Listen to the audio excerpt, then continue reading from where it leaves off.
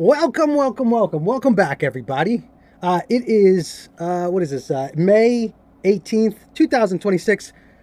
It's about 10, almost about 10:30 in the morning, right? The market's been open for an hour, and boy, oh boy, do we have a lot to go over. First of all, let's pick up kind of like where we left off. It's been a while since I recorded a video, and the reason why is I've been very busy. I've been doing a lot of different things, but I am very much in the market. And yeah, my idea that I had in the previous video is exactly the same thing that I've been playing this whole time. So I haven't changed anything at all. But what I would like to do is I would like to show you what I did, where I was, where I am now, and what I think about what's going on in this market. First of all, last we left off, we were over in this section right over here. Okay, this is in particular, that's exactly where we were. Let me change the color over here. Okay, and let me zoom up because you can see the full chart. It's fine. Let's just kind of like get in there. Okay, so let's get our focus on. Here we are.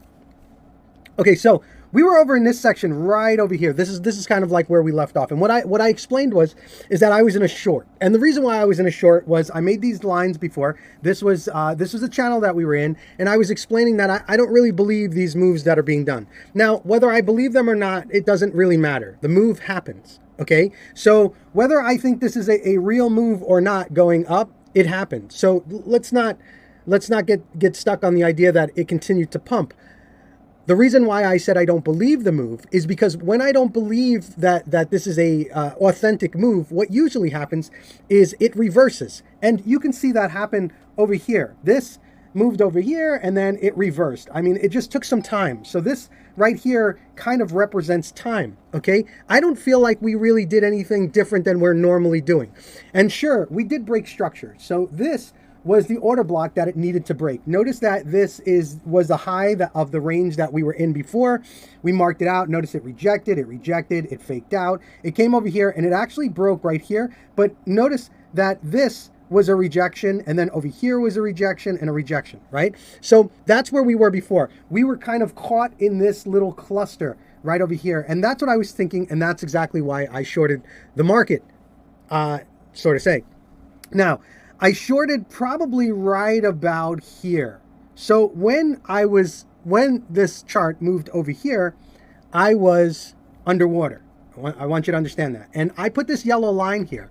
This yellow line was my breaking point. And I explained that if it did go in the opposite direction and we did break above anything like that, I would close my short. Well, unfortunately, I did not close my short. Okay? Which meant that if I was underwater over here, it meant that I was really underwater over here. So you would think. But here's the deal. When we rejected right over here twice, all of these pumps that were happening, every single one of these I mentioned before, were news-related plays. And that's exactly why I said that I don't truly believe that these moves are real. Okay? These were news-related plays. And news-related plays has a tendency to go in one direction for a hot minute and then it reverses itself out, okay? And you can see that right here. If I make this mark here and here, this was news related, and then, you know, sure, it kind of bounced a little bit, but it came over here, okay? So it really didn't go anywhere. This one was news related and it didn't go anywhere, okay? It came back to where it came from. But when I look at these moves here, no matter what, if this is a news-related play, and I sit there and I say, nah, I don't quite believe that this move is going to happen, so I look for the reverse, and I short that area. And then I short that area right there, because the intent is not real. I mean, it's not like I was saying before, usually the behavior of the chart is that, you know, when there's a pump, there's usually someone who's in it for a short hot minute who's looking to wipe profit from everybody that buys above them, and then they reverse the chart, right? Because they take their profit. That's all there is to it. Whether you believe that, you know, somebody has the capability of moving this market up and then reversing it, that's something for you to struggle with.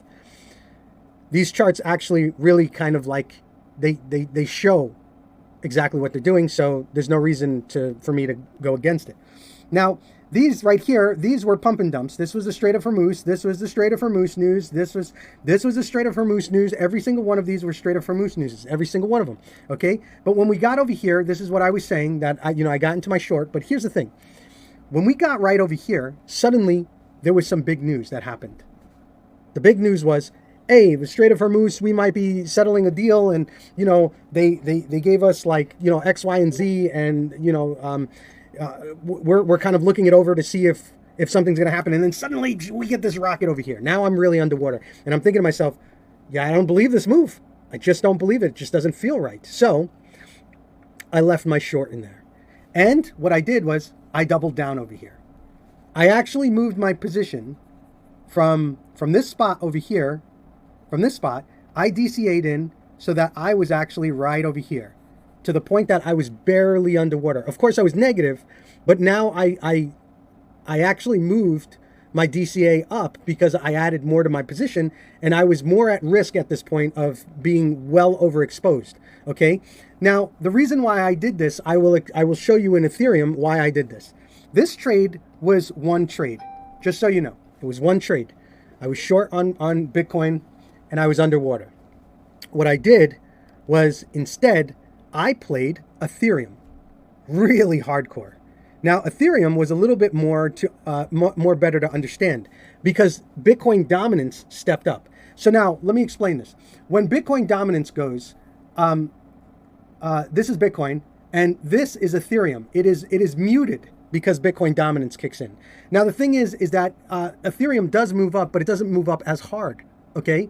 And if, for some reason, Bitcoin dominance is up and the market moves down, Bitcoin moves down, well, then guess what? Ethereum moves down even harder because Ethereum dominance is weak, and that means that whatever Bitcoin is doing, it will exaggerate on the Ethereum chart, but they usually move together, just so you know. Okay, so if Bitcoin is going up, usually Ethereum's going up. If Bitcoin's going down, Ethereum's going down. Now, the one thing about Ethereum that I just want to kind of like caveat is Ethereum can actually have its own dominance, right? And usually what happens is when Bitcoin is not dominant and Ethereum is, Ethereum will run wild and Bitcoin will not move as hard.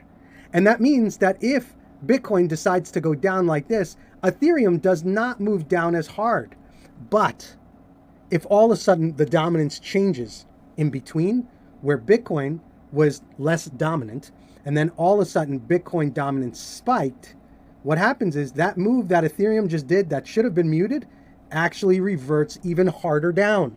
Okay? So understand that I am playing Bitcoin and Ethereum together. I use Bitcoin as my reference, I check what the dominance is, and then I go. So while Bitcoin was running with the news, this is the same exact pattern that it was doing. Okay, but inside of Ethereum, we did not move as hard. So I shorted like crazy. I ripped this chart apart and I took profit. I took so much fast profit. It was unbelievable, right? Because these charts, I mean, look at this pattern. Pump, dump, news related. Pump, dump, news related. Pump, dump. It was all news related, but instead of it looking like this, which Bitcoin was doing, it was sideways, which meant there was opportunity to really see what the chart was really doing. So I took advantage of this right here. And all of the profit that I made from all of this right here, I was able to then go back over to Bitcoin, right? That was underwater, and I was able to throw my profit over here and DCA in hard. So it was kind of like I was playing with house money at that point, okay? So while I only did one trade on Bitcoin, I actually took a ton of trades on Ethereum. And I was in and out as quick as I could be. Now, let me give you an example. I showed this to you guys in the last video. Let me see if I can find it. Oh, I think I put it on the, let's see, where is it? Where the heck is this? Oh, it's not even visible. Did I turn it on? Let me see. On.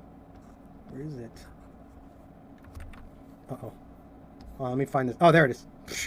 Okay, so this is what I showed last time, okay? And let me show you. This was, oh my gosh, I made the same mistake last time too. So this was 426, okay?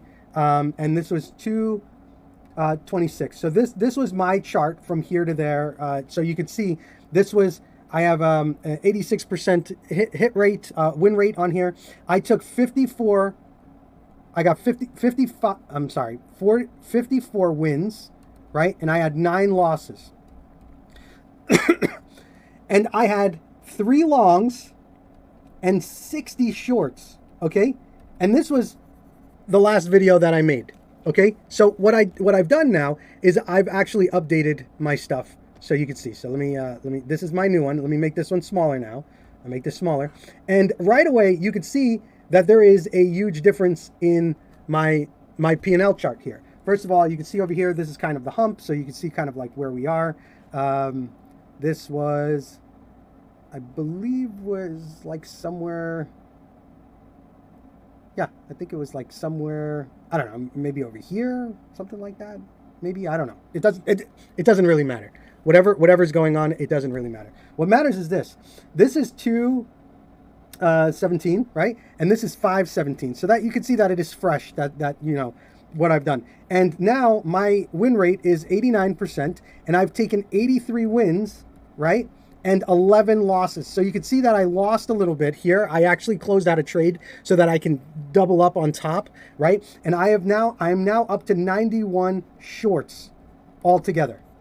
Okay, and I am heavy on the shorts, and again, I've only got 3 longs on this side. And you can see now this is my compound gain at this point, kind of getting to where it is. Now, I understand that this becomes a little bit kind of crazy. I hope you can understand why I'm showing you these charts here. You know, what I want to do is I want to be 100% transparent with you guys as to what is going on. And, you know, sometimes, you know, these guys, they you know, these other people who are doing TA and stuff like that, they have a tendency of exaggerating what they're doing or not really showing you the data. So I'm being 100% clear with you as to what's going on. Now, why, besides the fact that this was news related, why did I exactly choose this area? Like, why did I feel confident in this? Well, again, there were multiple things that were happening. First of all, here's this cluster that was right over here, and notice that this has a peak at the very top. So let me just color that out so you can see it. Here's the peak right over here. You see this candle right over here, and notice what happened here. It was stuck in this section right over here. It was not getting past it. Now, yes, we had a wick that went out, but let's just pretend for a second that somebody shorted this area and they got the very peak. They shorted right there. Well, this wick would have taken this guy out right over here. So this was normal to me, right? This is the manipulation. Let me kind of like do a liquidity grab, right? But look what happened. It stayed. It like multiple times. It did not break this area. So I did have a point of no return where I would have closed out all of my shorts and killed it. And it was this red line right over here. It needed to get above this point in order for me to say, okay, well, maybe my thesis is 100% wrong. Okay. And I'm willing to take that. Now, there's a couple things that I want to add to this, okay? First of all, the reason why I'm showing you this is because here's 2 things I want you to keep in mind. First, we are in a bear market, okay? And a bear market means that the behavior of all of these charts, resistance usually does not break in a bear market. Now, we've been in a bear market for quite some time, but the point is we are in a bear market, which means that resistance stays resistance. The other thing that happens in a bear market is usually support is weak. So it'll come over here and it'll hit the support. Sure, it'll bounce up. But when it comes back and it tries to retest it again, usually it falls through because that is the behavior of a bear market. Okay? In a bull market, on the other hand, a bull market is completely the opposite. A bull market, support rarely breaks. It's the opposite. And resistance barely stays. So if this was a bull market here, of course, it would do exactly the same thing. But when it came up to resistance, it would break through it much easier than it would if it was a bear market. Okay. So because we are still in a bear market, I am playing it like that. I haven't changed my idea. Now, I will say that this area is a change of character. Okay. There was a change of character because of this right here, but because I was able to map the news to the actual flow of the chart, and you can see these pump and dumps, I was able to sit there and say, well, maybe this is more manipulative than actually a change of character. So while the rules do play, you know, manipulation, breaking the range and everything like that, there are some exceptions that happen, and those exceptions, they're very hard to find, right? But in all of my videos that I've been making so far, I've been actually expressing why I see what I see and where I'm coming up with this information from. You can go back to all of my videos and take a look. I am giving you technical analysis, but I'm also giving you chart behavior. Now, there's a couple things I also want to add to this, okay? I see these like really ridiculous things on crypto Twitter, which is crazy. Anytime there's a pump, there's a guy that says, yo, we are so back. We're so back. And it hypes people up. And then all of a sudden it dumps and they're quiet, right? And then all of a sudden we get a pump here and instantly they say, oh, we're so back. We are so back. And then it dumps again like this. And this whole section here, people were screaming, we are so back.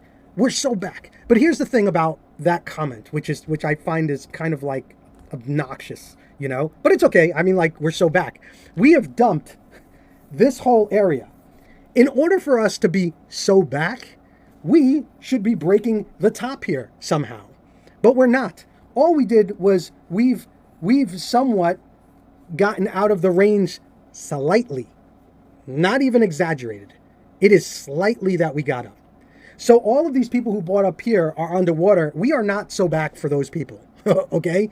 And if you were to measure all of these moves here, they're all identical in percentage. They are huge, huge percentage moves. Okay? They are not like these areas right over here. It's a little bit different. So it's hard to really say we're back. Okay? But what I can say is that we are still in a bear market. We have not changed that yet. We still have a little bit more time and we have some opportunity.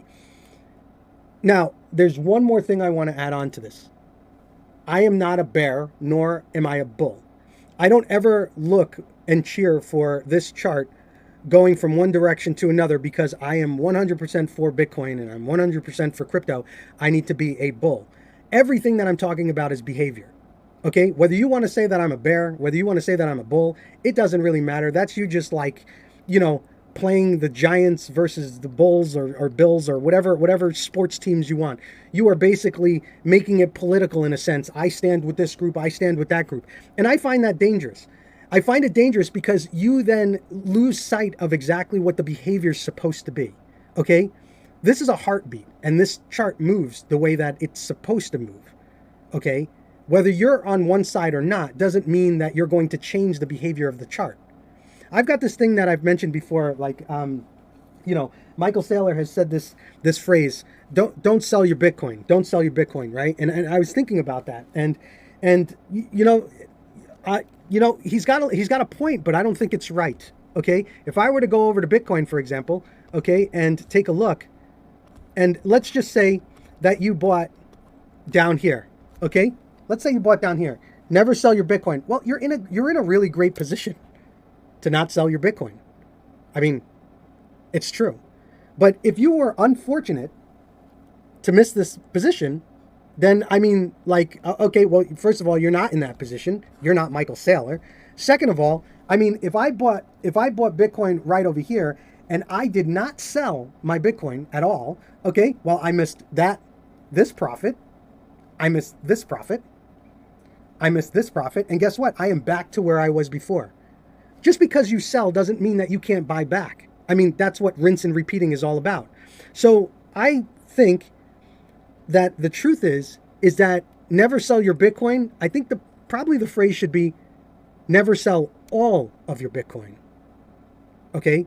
Because that to me makes a lot more sense. You are not going to profit by holding on to things and not putting yourself in a better position. If you're Michael Saylor, great, you could do that. But you're not Michael Saylor, then maybe you should change your strategy a little bit, right? Maybe you should really kind of not get married to things, okay? So here I am.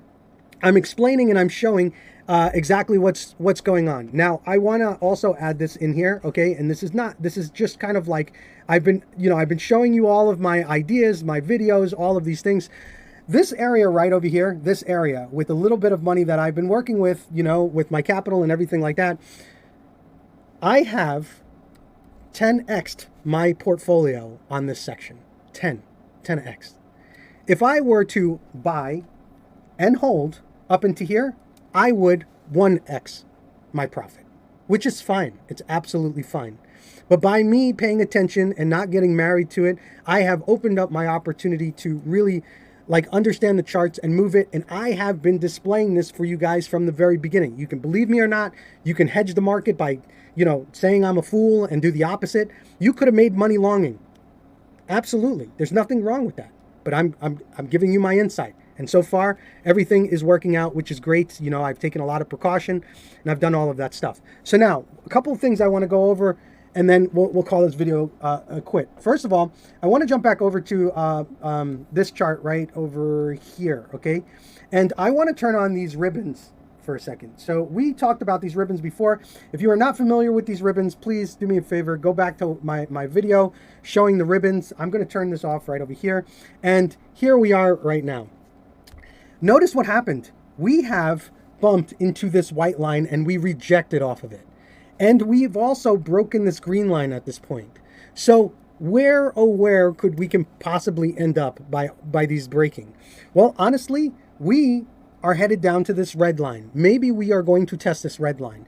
And this is probably around, you know what, no, let's not say probably. Let's just drop a line in here so that we can actually see where it is. It's about 72K, okay? About 72K is where this red line is on a 12-hour chart. Now, because we are looking at this, I want to point out a couple of other things. This ribbon has some characteristics. First of all, we have crossed the green line and the red line. So if we go take a look at where that happens, look at this. It crosses over here, but notice we got above the white line. We got above that, which we didn't over here. Okay, so I'm going to go look for another area where we crossed the red line and the green line, and we're underneath.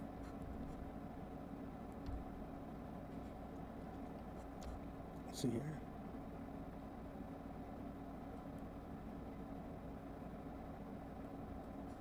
Let's look. We're gonna keep looking. Let's see what happens here. Well, let's take a look at this. First of all, this is a rejection point. From there, the red crossed the green here. Notice that, and it rejected. And where did it come down? It hovered around the red area. Okay, let's continue. Let's see if we find another rejection for the white line here.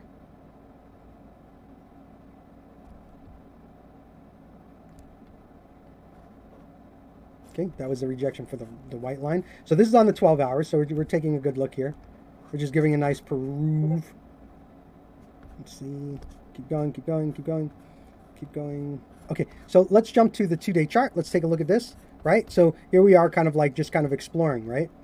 So this is, actually, let's go to the 5-day chart here. Let's go to the 5-day chart. Okay, so here we are right here, and it looks like we have crossed above the red, and we are now at the point where we're touching the red.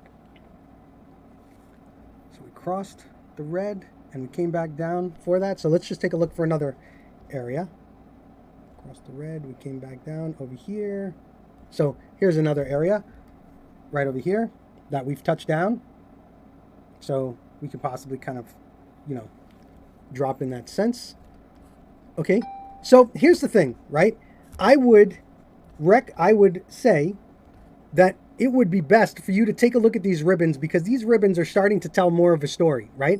And the one thing why I wanted to look at this chart in particular is because these ribbons are doing something a little bit different now, okay? They're doing something a little bit different. You can see where we rejected. You see we're underneath this green line here. It's possible that we're coming down to this red line, but here's the point of why I'm showing you this. I showed this in the last video, and this is our bull market, bear market kind of setup, right? And I was saying in the last video that we are halfway through, right over here, we are halfway through this bear market. We've got a little bit more to go. I believe this is the last dump that we're going to see. Whether it comes down here into the 50s or it comes down to the 70s, like, you know, the low 70s because of these ribbons or anything like that, I think now is the point that it's time to start paying attention and start DCAing in, okay? We've got a lot more time left, and I feel that this chart is going to start to reveal itself on these dips. Okay, let me get rid of some of this stuff here, man. This is driving me bananas. Hold on. Let me get rid of these texts. Where did I put it? Did I put it in a group? There it is right there. This is a group right there. Okay, good. Let's get rid of this one too. Let's hide that. Okay, so pop that in there.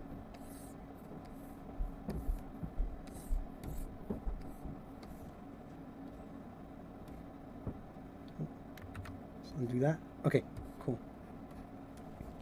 So this was the point of what I was saying. This is the halfway mark right over here. This is the halfway mark right over here. This is halfway over here. And notice there was like this big dump, but it was basically the last dump of the bear market. Wherever we go at this point, as far as going down, like this area right over here, this is about the 70s, the 70,000 mark. So let's just put a line there to make sure. Oh, actually, this is the 50s. This is 55. If we come down to 55, I'm going heavy. If we get down to 71, 70, I will add a DCA in there at that point. And then if we start to reverse, then I think we're going to start to see some things kind of pop off. Okay? It's time to start paying attention and adjust your seat, because we are at a point where if we take a major, major dump, I mean, black swan event, I don't really care. Dude, don't even question it. Buy and hold, leave it alone. This is not financial advice, but it's definitely what I'm thinking. Okay? So that's something that I want you to pay attention to. And the last thing I want to point out before I go, because this video is getting a little bit long here, is this. I sold my AMC, and I wanted to give you an update as to where I am with this chart. I gave a complete 100% plan as to where I was going to add some money in, and I am looking to add some money down here right between $1.22 and $1.16. I sold over here. I sold everything right over here. I was hoping that it would come back down into the section, and it is. It is completely in the section that I was waiting for. I may end up throwing a little bit as kind of like a pre-pancake, like, I consider my first buys to be like, if you cook pancakes, it's always the bad pancake. The first pancake's always the worst, and then you can kind of get better pancakes from there as time goes by, right? So if I were to throw something in right now, I would just throw a little bit just to satisfy the fact that I'm making pancakes here, right? But when we get down to over here, this is actually my area that I would like to buy in. I was looking to buy at this white area, but I've been busy and I didn't buy yet. So I think there's an opportunity for this to drop a little bit lower. And yeah, I'm rinsing and repeating in this section, okay? And let's just do another update here for GameStop. And I told you that GameStop, I actually bought somewhere around here. At this point, I am underwater, which is fine. I'm fine with that. What I said in the video was that I would be looking to add more into my GameStop play, and this is really the section that I'm looking to really kind of like tackle in a little bit heavier and yeah, ride this as much as I can. So anyway, I hope that was clear. Let me take a look real quick at the S&P 500, which has been absolutely kind of ridiculous. Let's take a look at this and pop this on like this. Look at this move, man. This is crazy, bonkers, bananas. Like, good for anyone who longed in this section, who's been holding their bag. And, it truly is going straight up. But we've been here before. Usually when the chart goes straight up like that, there is a correction to around half. So I would be looking for a correction soon enough. Anyway, that's about it. I hope you guys are doing well. If you have any questions, please, drop a comment down below. If you are liking this content, please feel free to hit like and subscribe. And, share this with a friend. I hope this has been helpful to you guys. And I'll talk to you soon. Thanks. Bye.